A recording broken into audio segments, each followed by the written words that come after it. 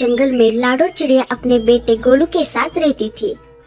उसके पड़ोस में ही बत्तो रानी चिड़िया अपने बेटे बंटी के साथ रहती थी। लाडो और बत्तो रानी बहुत अच्छी सहेलियां थी। जंगल में हर कोई उनकी दोस्ती के बारे में जानता था, क्योंकि उन दोनों की तरह किसी और की इतनी गहरी दोस्ती नहीं थी। जैसे लाडो चिड़िया और बत्तो रानी एक दूसरे की अच्छी सहेलियां थी, वैसे ही गोलू और बंटी भी एक दूसरे के दोस्त थे। लाडो और बत्तो रानी के बीच बारी बारी से अनाज लाने की जिम्मेदारी थी। ऐसा करने से घर पर बच्चे अकेले भी नहीं रहते और बारी बारी से खाना लाने की वजह से उन दोनों को आराम भी मिलता। ऐसे ही एक दिन खाना लाने की बारी लाडो की थी, इसीलिए वो गोलू को लेकर बत्तो रानी के घर चली गई।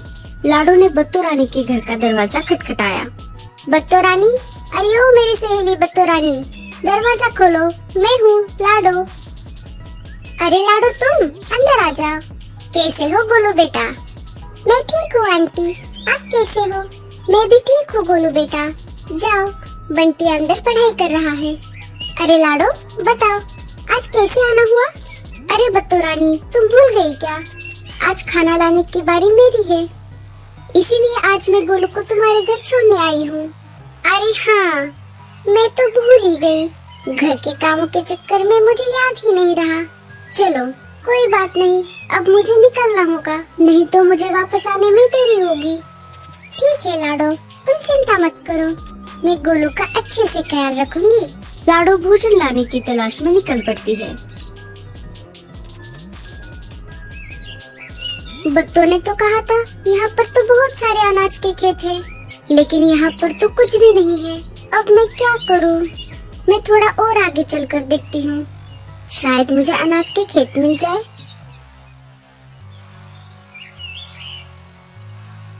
अरे बाप रे, ये उड़ते उड़ते मैं कहाँ आ गई? लगता है ये इलाका बड़े पंछियों का है। मुझे वापस जाना होगा। अगर मैं अभी नहीं निकली तो मुझे घर जाते जाते रात हो जाएगी। बचाओ बचाओ, कोई मुझे बचाओ। पापा, आप कहाँ हो? अरे ये किसकी आवाज है? मुझे जाकर देखना होगा, कहीं कोई मुसीबत में तो नहीं है। ये आवाज तो उस पेड़ से आ रही है।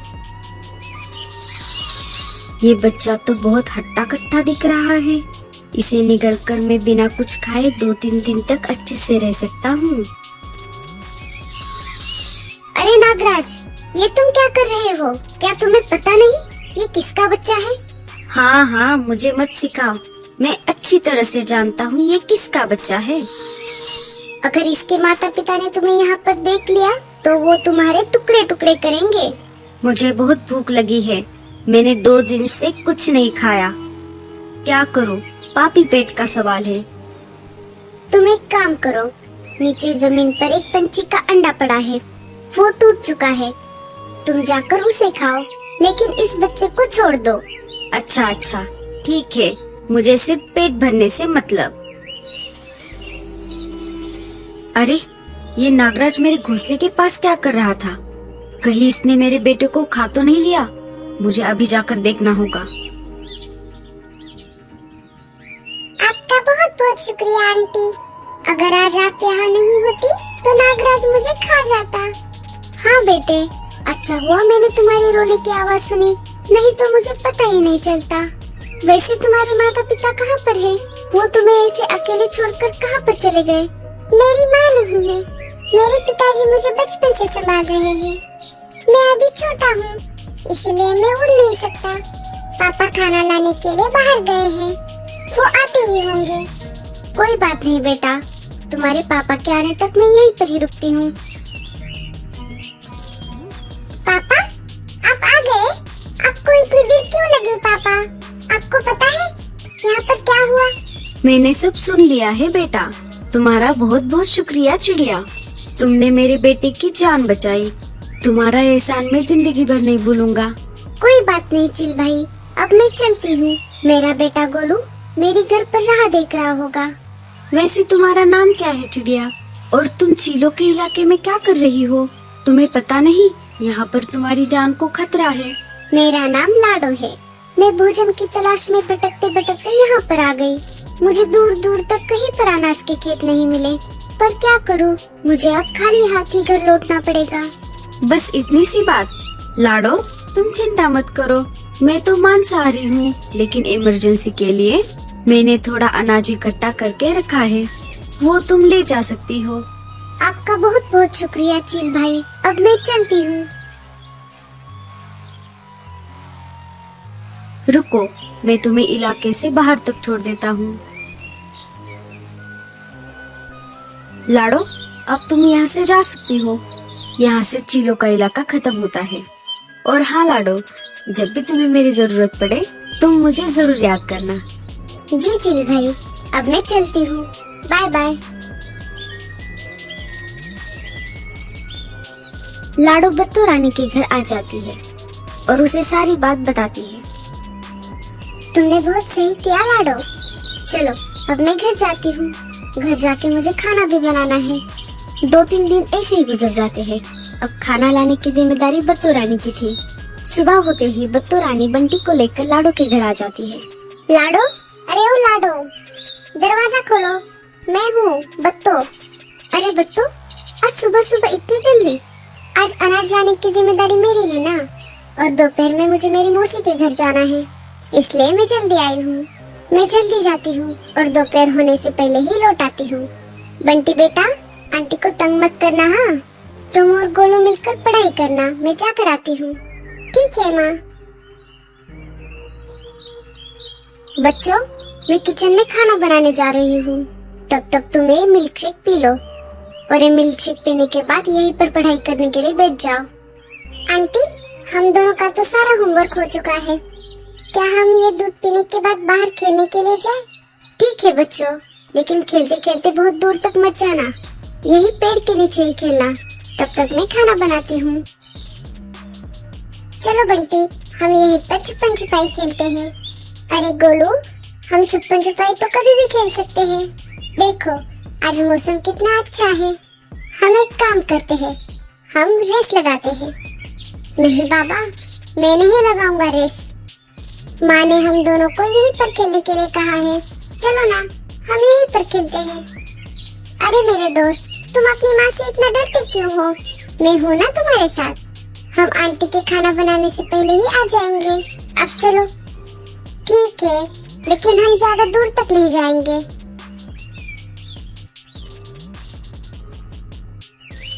अरे बंटी, रुक जाओ, मुझे भी तुम्हारे साथ उड़ने दो। रेस लगाने के चक्कर में बंटी बहुत तेज उड़ रहा था। रास्ते में वो बहुत थक जाता है और उड़ते उड़ते दम घुटने की वजह से नीचे गिर जाता है। जमीन पर जोर से गिरने की वजह से बंटी का पैर टूट जाता है। अरे कोई मुझे बचाओ। उड़ते उड़ते बंटी चीलों के इलाके में आ गया था। चोट लगने की वजह से बंटी बहुत चिल्ला रहा था, लेकिन उसकी आवाज सुनने के लिए वहाँ पर कोई नहीं था। बंटी वहीं पर बेहोश हो जाता है। गोलू भी उड़ते उड़ते चीलों के इलाके में आ गया। वो ऊपर उड़ रहा था, इसलिए उसे नीचे पड़ा हुआ बंटी नहीं दिखाई दिया। बंटी, अरे ओ बंटी, कहाँ चले गए तुम? अरे बाप रे, अब मैं क्या करूँ? ये मैं कहाँ पर आ गया हूँ? दोपहर होने वाली है, माँ हमें ढूंढ रही होगी। आंटी भी दोपहर तक घर आने वाली थी। मुझे जल्दी से मेरे दोस्त को ढूंढना पड़ेगा। गोलू के बहुत तलाश करने के बाद भी उसे बंटी कहीं पर नजर नहीं आया। मैं घर जाकर माँ को सारी बात बता देता हूँ। माँ, ओ माँ, जल्दी से बाहर आ जाओ। क्या हुआ बेटा? तुम दोनों इतनी देर कहाँ चले गए थे? मैंने तुम्हें ज्यादा दूर जाने से मना किया था ना। और बंटी कहाँ पर है? गोलू सारी बातें माँ को बता देता है। अरे बाप रे, ये क्या हो गया? अब मैं क्या करूँ? बत्तो के आने से पहले ही मुझे बंटी को ढूंढना पड़ेगा। तभी बत्तो वहाँ पर आ जाती है। ये लो लाडो, तुम्हारा अनाज। अब मैं चलती हूँ। चलो बंटी बेटा, हमें मौसी के पास जाना है। लाडो रोते हुए सारी बात बत्तो को बता देती है। हे ऊपर वाले, ये क्या हो गया? अरे गोलू, तुमने क्या किया मेरे बेटे के साथ? बत्तो अपने बेटे को ढूंढने के लिए निकल पड़ती है। लाडो भी उसके साथ चली जाती है। इधर चील को जमीन पर पड़ा हुआ बंटी दिखाई देता है। अरे वाह, ये तो किसी चिड़िया का बच्चा लग रहा है। चलो, मेरे लंच का तो इंतजाम हो गया। अरे नहीं, ये बच्चा तो जख्मी है। मैं किसी भी जख्मी जानवर या पक्षी को नहीं खाता। अभी के लिए मैं इसे अपने घोंसले में ले जाता हूँ पहले इसे ठीक होने देता हूँ और फिर आराम से खाता हूँ। लाडो और बत्तो ने बंटी को हर जगह ढूंढा, लेकिन उन दोनों को बंटी कहीं पर भी नहीं दिखाई दिया। दोनों निराश होकर घर वापस आ गए। गुस्से में आकर बत्तो सारा अनाज लेकर अपने घर वापस आ गई। कुछ दिन गुजर गए, लेकिन बंटी का कहीं पर भी पता नहीं लगा। मैं लाडो के बेटे को नहीं छोड़ूंगी, उसने ही मेरे बेटे को मारा है, मैं भी उसको मार डालूंगी। दूसरे दिन लाडो कुछ काम के लिए गोलू को अकेले ही घर पर छोड़कर बाहर चली गई। उसी मौके का फायदा उठाकर बत्तो रानी लाडो के घर आ जाती है। गोलू बेटा, लाडो कहाँ पर है? जी आंटी, माँ कुछ काम के लिए बाहर गई है। अच्छा बेटा, कोई बात नहीं, चलो मेरे साथ, हम आइसक्रीम खाने बाहर चलते हैं। इधर चील के घोंसले में बंटी धीरे धीरे ठीक हो रहा था। चील के घोंसले में बंटी के साथ साथ वही चील का बच्चा भी था, जिसकी जान लाडो ने बचाई थी। बच्चे की और बंटी की बहुत अच्छी दोस्ती हुई थी, इसीलिए चील ने उसे ना खाने का फैसला किया। बत्तो गोलू को लेकर चीलों के इलाके में आ जाती है। गोलू बेटा, तुम इसी पेड़ पर रुक जाओ, मैं तुम्हारे लिए अभी आइसक्रीम लेकर आती हूँ। बेचारा गोलू बत्तो की सारी बातें मान रहा था। उसे बत्तो की साजिश के बारे में कोई जानकारी नहीं थी। गोलू को छोड़कर बत्तो रानी सीधा चील के पास आ जाती है। अरे बत्तो, आज अचानक यहाँ पर कैसे? इस बार कौन सा शिकार लेकर आई हो? आज तो मैं मेरी ही बिरादरी का शिकार लाई हूँ। वो देखिए, वो उस पेड़ पर बैठा है।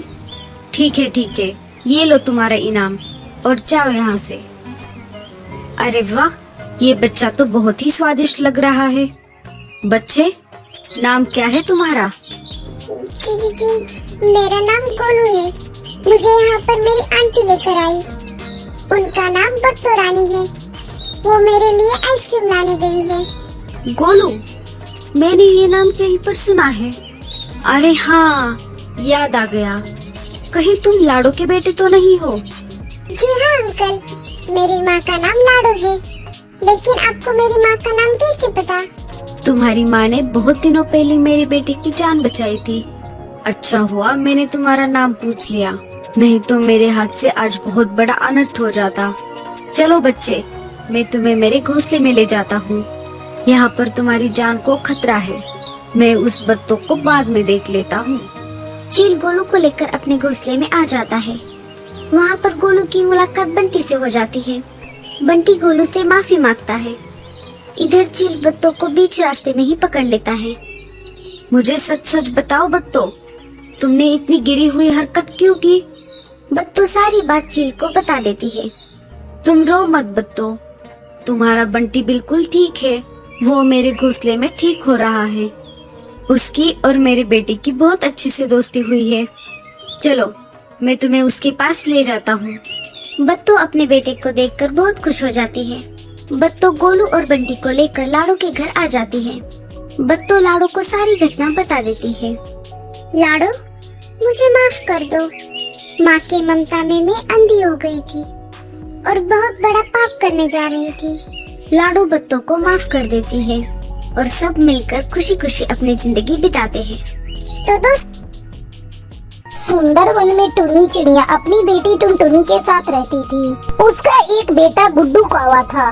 टुनी चिड़िया बहुत ही गरीब थी। बहुत मुश्किल से मेहनत मजदूरी करके वो जो पैसे कमाती थी, उससे वो अपने घर का गुजारा चलाती थी। बारिश का मौसम शुरू होने वाला था। टुनी चिड़िया का पूरा परिवार चिंतित था। माँ, बारिश का मौसम शुरू होने वाला है और अपना घोंसला कई जगह से टूट गया है। हमें दूसरा घोंसला बनाना पड़ेगा। हाँ टुनटुनी, यही सोचकर तो मैं भी परेशान हूँ, लेकिन क्या करूँ? मेरे पास इतने पैसे नहीं कि मैं दूसरा घोंसला बना सकूँ। तभी गुड्डू कौवा वहाँ आता है। माँ, मैं अपने दोस्तों के साथ खेलने जाऊँ? ठीक है, चला जा, लेकिन शाम होने से पहले घर लौट आना। गुड्डू कौवा खेलने के लिए चला जाता है। बोलो ना माँ, अगर बारिश अभी शुरू हो गई तो हम लोग कहाँ जाएंगे? टुनटुनी तू रुक, मैं अभी कुछ सोचती हूँ, तब तक तू मेरे लिए चाय बना कर ला। टुनटुनी चाय बनाने चली जाती है और थोड़ी देर बाद चाय बनाकर अपनी माँ को देती है। टुनी चिड़िया चाय पीने लगती है। टुनटुनी, मैं सोच रही हूँ क्यों ना मैं जहाँ काम करती हूँ वहाँ से कुछ रुपए कर्ज ले लूँ, फिर धीरे धीरे चुका दूंगी। माँ, पहले से ही तुम्हारे ऊपर बहुत कर्ज है, फिर से कर्ज लोगे तो क्या करूँ टुनटुनी, तू ही बता। इस तरह कुछ दिन बीत जाते हैं और बारिश का मौसम शुरू हो जाता है। टूनी चिड़िया अपने मालिक के पास कर्ज मांगने जाती है। मालिक, मुझे थोड़ा कर्ज चाहिए, मुझे अपना नया घोंसला बनाना है। बारिश शुरू हो गई है, मेरे पूरे घर में पानी टपक रहा है, रहना मुश्किल हो रहा है। टोनी, तुम्हें और कर्ज मांगते शर्म नहीं आ रही है? पहले ही तुम्हारे ऊपर मेरा बहुत कर्ज है, पहले उसे चुकाओ। टूनी चिड़िया चुपचाप वहाँ से चली जाती है। ऐसे में एक दिन जोरों से बारिश होने लगती है। टूनी चिड़िया का पूरा घर पानी से भर जाता है। माँ, जल्दी चलो यहाँ से, अगर घोंसला टूट गया तो हम सब दबकर मारे जाएंगे। ये सब देखकर टूनी चिड़िया रोने लगती है। क्या करूँ, कहाँ जाऊँ अपने बच्चों को लेकर, कुछ समझ में नहीं आता। वो चमेली कौवी के घर जाती है। चमेली बहन, मुझे और मेरे बच्चों को अपने घर में आसरा दे दो। क्यों, तुम्हारे घर को क्या हुआ जो इतनी बारिश में मेरे यहाँ मदद मांगने चली आई? मेरे घर में बारिश का पानी भर गया है चमेली बहन, बारिश रुकने तक मेरी मदद करो। देखो टूनी, तुम बुरा मानो या भला, ये तुम्हारी मर्जी, लेकिन मैं तुम्हें अपने घर में नहीं रख सकती। अगर मेरा घर टूट गया तो मैं कहाँ जाऊंगी अपने परिवार को लेकर? मैं तुम्हारी कोई मदद नहीं कर सकती, अब तुम यहाँ से जाओ। फिर टूनी चिड़िया मीठी तोती के पास जाती है, लेकिन वो भी उसकी कोई मदद नहीं करती। उदास होकर टूनी घर लौट आती है। बारिश भी रुकने का नाम नहीं ले रही थी। तभी गुड्डू कौवा कहता है, माँ, मैं जहाँ खेलने जाता हूँ वहाँ एक ट्रेन खड़ी है। बहुत दिनों से इस ट्रेन का कोई इस्तेमाल नहीं कर रहा है। चलो हम सब वहीं चलकर रहेंगे। अरे पागल, ये बात तुमने पहले क्यों नहीं बताई? गुड्डू कौवा टूनी चिड़िया और टुनटुनी को लेकर उस ट्रेन के पास जाता है। उस ट्रेन को देखकर टूनी चिड़िया राहत की सांस लेती है। ये ट्रेन तो बारिश से बचने के लिए बहुत अच्छी जगह है। फिर सभी मिलकर ट्रेन की सफाई करते हैं और टूनी चिड़िया उसमें घर बनाकर रहने लगती है। धीरे धीरे बारिश बढ़ती ही जा रही थी, वो रुकने का नाम ही नहीं ले रही थी। एक सप्ताह इस तरह गुजर जाते हैं। अचानक एक दिन चमेली कौवी का भी घोंसला टूट जाता है। वो अपने बच्चों के साथ जंगल में भटकने लगती है। तभी टूनी चिड़िया की नजर उस पर पड़ती है। चमेली बहन, जल्दी इधर आओ।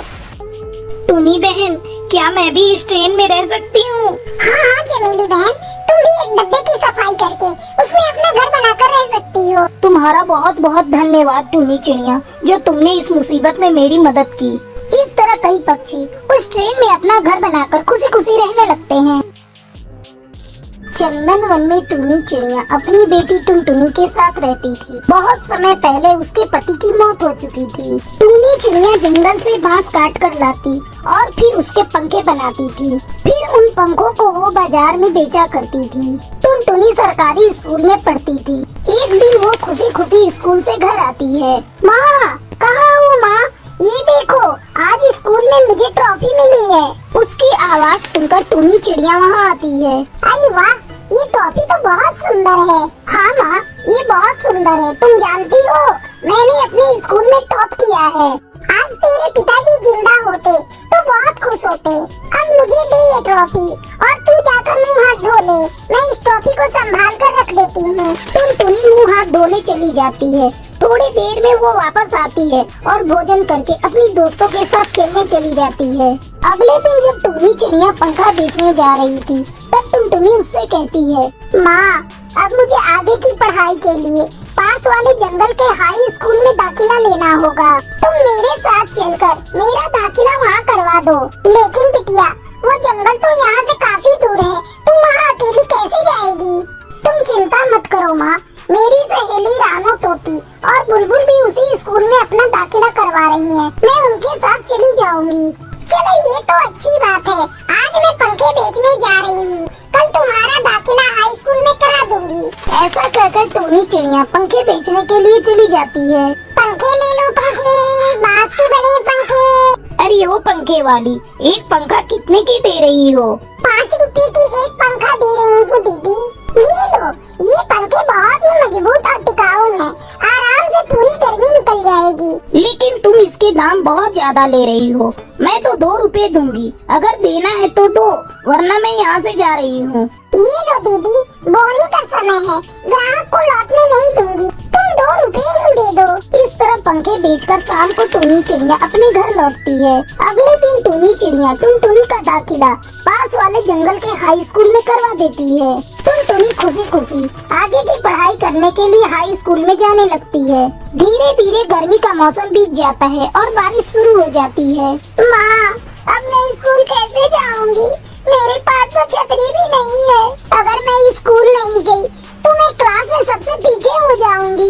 तुम ऐसा करो माँ, मेरे लिए एक छतरी खरीद कर बाजार से ला दो, फिर मैं भी छतरी लेकर स्कूल जाऊंगी। लेकिन टुनटुनी बेटा, छतरी तो बहुत महंगी मिलेगी, तुझे तो पता है मेरे पास इतना पैसा नहीं है कि मैं तुझे छतरी खरीद कर दे सकूं। टूनी चिड़िया चिंता में पड़ जाती है। तभी उसकी नजर घर में रखे हुए बांस पर जाती है। तब उसे ख्याल आता है, क्यों न वो टुनटुनी के लिए इस बांस से लकड़ी की छतरी बना दे। ऐसा सोचकर टूनी चिड़िया रात भर जागकर टुनटुनी के लिए लकड़ी की छतरी बनाती है। फिर वो उस छतरी को ले जाकर टुनटुनी के पास रख देती है। जब टुनटुनी की आँख खुलती है तो वो अपने पास लकड़ी की छतरी देखकर खुश हो जाती है। बेटा, ये छतरी मैंने तेरे लिए बनाई है, अब से तू इसे लेकर स्कूल जाना। अब टूनी चिड़िया लकड़ी के पंखे के साथ साथ लकड़ी की छतरी भी बेचना शुरू कर देती है। छतरी आ गई, छतरी, लकड़ी की छतरी, 1 रुपए में सस्ती और टिकाऊ छतरी। 1 रुपए की लकड़ी की छतरी के बारे में सुनकर कई पक्षी उसकी दुकान पर छतरी खरीदने आते हैं। मुझे एक छतरी दे दो बहन।